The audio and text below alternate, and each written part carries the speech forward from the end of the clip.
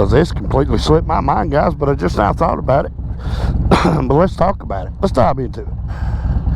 Hey guys, welcome to Rolling with T-Bone. If you're new here, welcome in. We invite you to check out this video and check out some of our others. If you like what you see, maybe consider subscribing to our channel. If you're old here, welcome back. You know what's going on as we dive into tonight's episode. I hope y'all enjoy.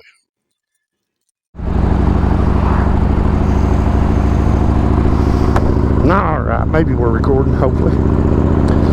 Alright guys, welcome back. Oh, we're out on Jazz on a beautiful afternoon. This is set to hopefully be a Saturday video. Which means we've got through Good Friday. And guys, it's Easter weekend. Tomorrow's Easter. I want to say happy Easter to everybody. Remind everybody what the real reason is. It ain't the Easter Bunny. Just to remind everybody that he is risen. But man, oh man, spring, the dogwoods are starting to turn green now. So that means we're getting on up into spring, and it won't be long till we'll be rounding the corner into blackberry winter. And then summertime, guys. Man, I'm ready. Over ready. I've been ready for a long time. But anyway, y'all ain't here to talk about such things, so let's get into the meat and potatoes of this video. The HD video I put out there today, guys, did pretty good. Thank y'all for watching that video. You know, I just kind of wanted to talk about something. Then the other day I was at work mowing, riding my lawnmower, and something else dawned on me. In the midst of the episode that I was talking about, I had talked about what I thought the possibilities for Harley-Davidson could be going forward if they brought back the air-cooled 1200 Sportster. Now guys, I had put a time frame out on that. I said I believe sometime in 2026 or 2027 you would see that. Well guys, it hadn't even factored into my thinking when I made that video until later on, that if I mathed it out right, if my maths, 2027 will actually be the 70th anniversary of the Harley-Davidson Sportster. Because the Sportster, as you know, went into production in 1957, and even to this day, the Sportster name is still on a motorcycle, the Sportster S. So coming up on 70 years of a motorcycle never going out of production. Guys, that's huge. That's huge. That's something there for Harley to hang their hat on. And you know, I was talking about Harley coming back with a specialty model like a 72, like a 48, maybe even some kind of 1200 Nightster special. But that, you know, that didn't even factor into my thinking when I made that other video that, yeah, hey, they're coming up on the 70th anniversary. Now, if you missed the other video, what I had said in that video was that going forward, entry level going forward, I think it behooves Harley-Davidson to reinvent the Sportster and bring it back. Well, not even reinvent it, just bring it back. Guys, you got to think about that. Now, I thought about this the other day, and I spent some time thinking about it. And what I was thinking about, guys, was how much Lineage is with the Sportster. I mean, 70 years, guys, a motorcycle that has never went out of production since it was introduced. And the Sportster was basically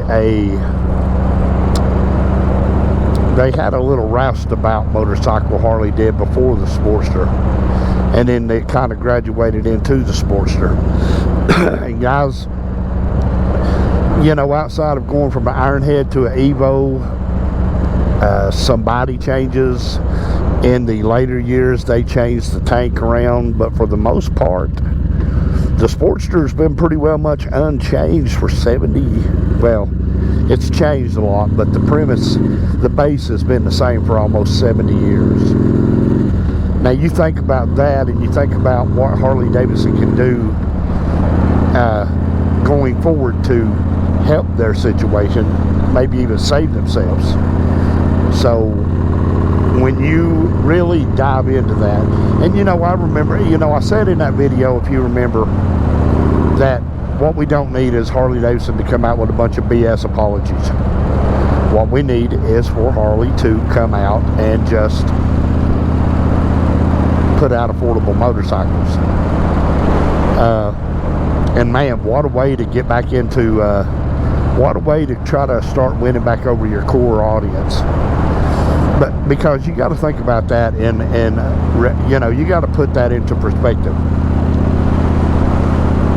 70 years, nearly, a motorcycle has never went out of production.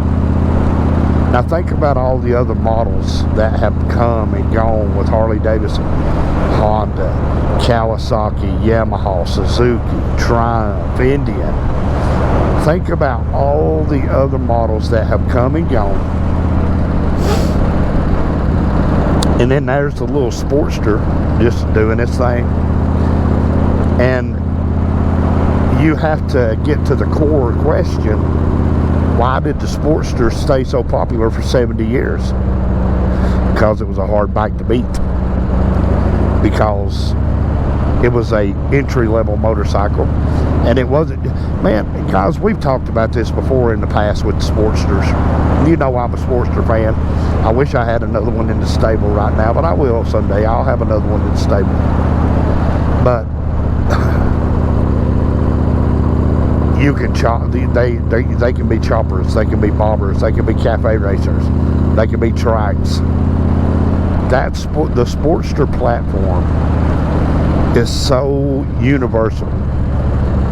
The Sportster platform is so, hell, it's the Swiss Army knife of the motorcycle world, basically. You can do so much with that Sportster. That's why they stayed in production for so long, and that's why they were so popular. Because you would have thought if it would have lost popularity, they would have quit making it. And the only reason they quit making it was because of the bad CEO they just got rid of. But when you think about the global impact of a motorcycle, meaning all over the globe, all over different cultures, all over different styles, when you think about the Harley-Davidson Sportster and what it has meant to motorcycle culture, guys, it's a little engine that could. And man, coming up on 2027 will be the 70th anniversary. And like I said, what better way for Harley to be able to maybe save face a little with their core audience than to bring back the little motorcycle they could, that had these Sportster. But yeah, man, guys, I think about that. I think about the Sportster, and like I said, we've had conversations about the Sportsters on this channel before. I know they catch flack. I know people who ride Sportster catch flack, but it ain't a girl's bike. I think we've done proven that. But I love a Sportster personally. And I bet your favorite biker from culture loved Sportsters too. We've talked about the late great Sonny Barger. Sonny was a Sportster man. He had Sportsters in his stables. Evel Knievel had the 750s that he used, but Evel Knievel also had Sportsters in his stable. So did Captain Robbie Knievel, Evel's son Robbie. He had Sportsters. The Sportster's impact on motorcycle culture is undeniable. Now, like I said, big twin people, I'm a big twin, I own big twins. They're going to smack talk the Sportster. Oh, it's a girl's bike. It ain't big enough. It ain't this. It ain't that. It's perfect. It's perfectly big enough to ride. Now, do you want to set out on a 1,000-mile adventure on Sportster? If you don't have bad backs, knees, and neck, absolutely you can. I've talked about my buddy Harley on here before, who's got the 06 Sportster. And dude, that thing's got, at last I heard, it had 180 something thousand miles on it. And he has put the miles on that. It's been long miles, short miles, around town miles, riding it every day. So the Sportster, man, I love Mountain Dew, the one I had. You guys, I never hit the switch when he wasn't ready to go. But I always look at the Sportster, and now, don't get me wrong by what I'm about to say. Of course, all of Harley-Davidson's motorcycles are customizable. All of them have room for aftermarket. They all have room for heavy customization, turning them into choppers, bobbers, whatever. But I really, it's really hard for me to come up with another motorcycle that's as available and that's as ready to perform as the Sportster does. That's ready to be whatever you want it to be, as the Sportster is. And man, when I think about that, guys, you know, it's crazy to think that right now in modern day times for Harley-Davidson, that the Sportster could literally pull them out of the fire. And I'm not joking when I say this, guys, and I'm not just saying this to make content. I literally believe, wholeheartedly believe, that the Sportster can save Harley-Davidson. And like I've said before, I've said it 100 times. I said it in that last video, I said it in my live stream, that Harley-Davidson has it woven into their DNA to save themselves. And man, if they brought back the 1200 Sportster and it didn't help them in some way immediately, I'd be shocked. I literally would. I would come on here and I would tell y'all I was completely wrong. Don't ever believe nothing else I say. But I honestly believe that the Harley-Davidson Sportster may be the thing that helps Harley-Davidson survive. Because, and what I would do, as if I was, you know, somebody important, which I'm not, guys, and let me say this. Because Retired Rider commented on my last video and he said, "Did you copycat me?" No, I actually didn't. He was talking about bad welds and new bikes and other things, but I was talking about stuff totally different. But I will say this, Retired Rider, yeah, I'll copycat you all day long. And you know why? Because all of the big daddies and mamas at YouTube told me I could. So yeah.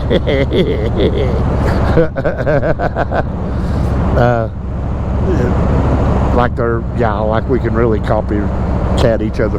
That's what YouTube literally, we were talking about that one day. People were talking about original ideas and not copying other people. I was like, dude, YouTube actually tells you to do that. Find that trending topic and then hop on it and make your own video. So, but yeah, John, if you come up with something I like, you dang right I'm going to copycat it. And as I would expect you to do me. But anyway, that's just, I'm aggravating Retired Rider. I'm just giving him a hard time. But what I was getting at, guys, is I'm a nobody. Nothing that I'm going to say, nothing that I say could happen. I'm just looking at it from a standpoint of, you've got a business, your business is in trouble, what has worked in the past? The Sportster has been foolproof in the past. And I believe wholeheartedly, guys, when I say this, I believe that the Sportster, if brought back for 2027, I believe that if they just put it into production, don't have no big fanfare, just bring back a special model, and then just quietly put it back in the catalog and start selling them again, I I really believe that that would go a long way in helping Harley-Davidson begin. It won't fix, and now I'm not saying this as a fix, but I really think it would go forward toward helping Harley-Davidson kind of mend the relationship with their core customers. I really believe that, guys. And man, you know, it's one of those things that you know, has too much damage been done? Is it too late? I don't think so. I don't think that the board of directors at Harley-Davidson will actually let it fail. I really don't. Because like I said, at the end of the day, they know how to fix this. They just have to do it. But yeah, I mean, I gotta believe that the Sportster is that important. I really do believe the Sportster is that important. But anyway, guys, I've got to jump over here. I got to put some fuel in Miss Jazz here, and I got to stop, make a couple of errand stops here in town. There ain't no sense recording all that, but y'all hang tight. We'll be back in just a split second. Man, I'll tell you what. If assholes could fly, this place would be an airport.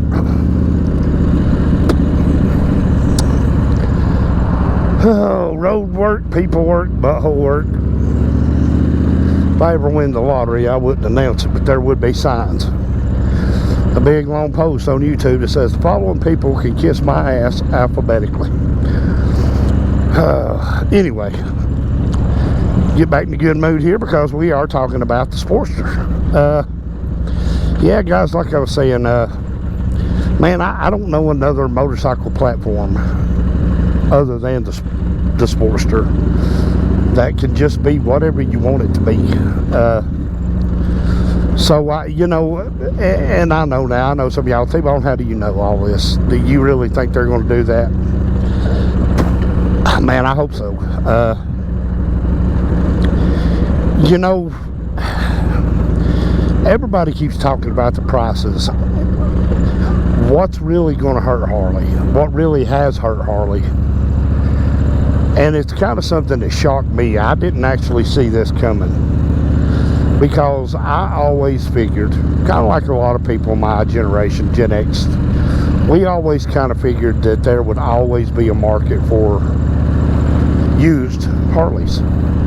But we were talking about Marketplace, me and Milkman was, and there's just bikes that have been on Marketplace forever that aren't moving. You know, but except for Sportsters are moving pretty good right now. But the used market seems to be just kind of setting stale, which is kind of weird, because I know a couple of days ago was cut off for everybody to get their taxes done.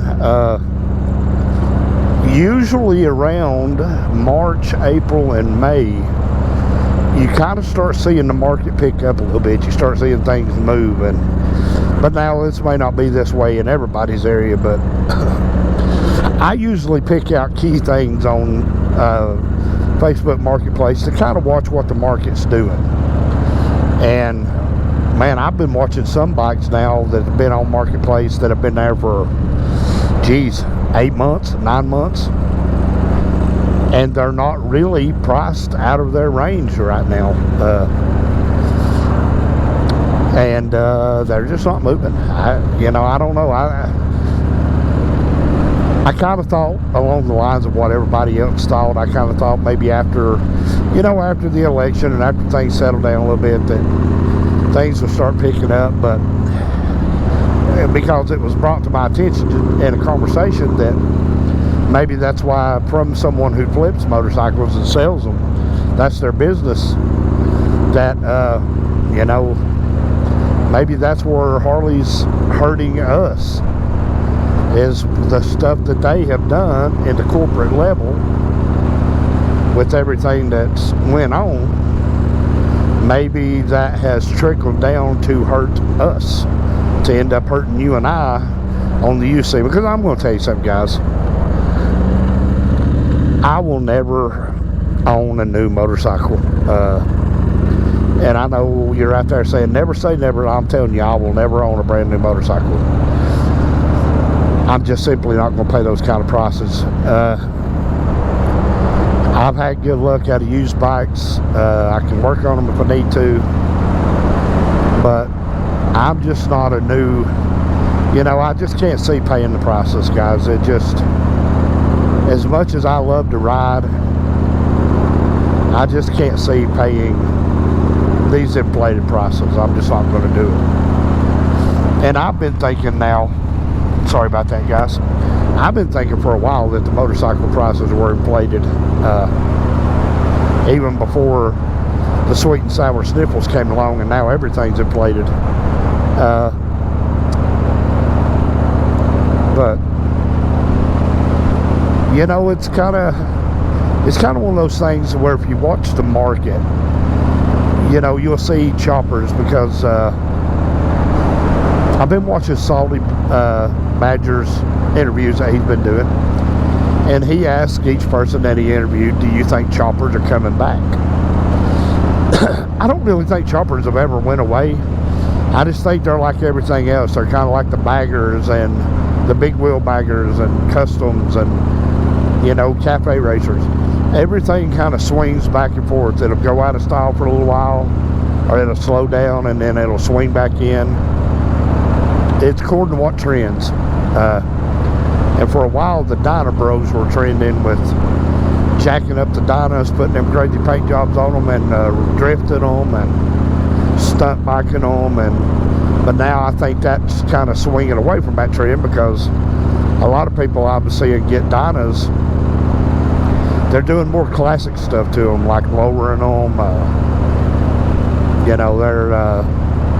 They're keeping it minimal. And I've always said I think Harley-Davidson builds a good-looking factory bike myself, and y'all have heard me say that before. But yeah, I think the Sportster could be a big move for them, but it can't just rely on the Sportster. And here's what I mean by that. I mean by that I mean the prices are going to have to come down. Meaning Harley-Davidson, if they do come back with the Sportster, which I hope they do, the air-cooled Sportster, they can't put them up there at $13,000, $14,000, $15,000. They're going to have to keep them down there around $8,000, $9,000. And let's just be honest, guys. It does not cost them $6,000 to build a Sportster. Let's just be honest. They're wholesale. They punch out a lot of their own parts. They might have $1,500, $2,000 per bike, and I'm being generous with that. So they're, you jack a bike up 13,000% and sell it. Say it costs you $2,000 to build a bike, and you sell that same bike for $20,000.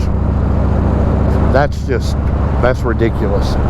And I think that's where Harley is right now, in that they're hurting, is that they're pricing people away from them. And I know what you're going to say. Everything's gone up, and it has. But there's things that you can do to keep yourself competitive in the market. But guys, anyway, I just kind of wanted to talk about the Sportster, because like I said, I had forgotten about that.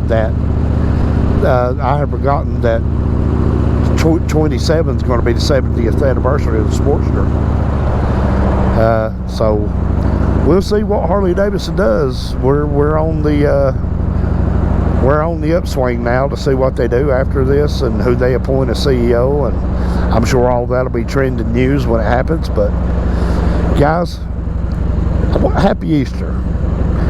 Thank you guys for being here with me, coming and hanging out. Don't forget to tune in to Monday night's episode of Rolling with T-Bone, where we do the Nom Nights episode. But guys, remember to like, share, comment, subscribe. If you like what you see, hit that subscribe button after you check out a few of our other videos. But guys, until the next time, y'all take care of yourselves, take care of each other, and Hey, thanks for watching.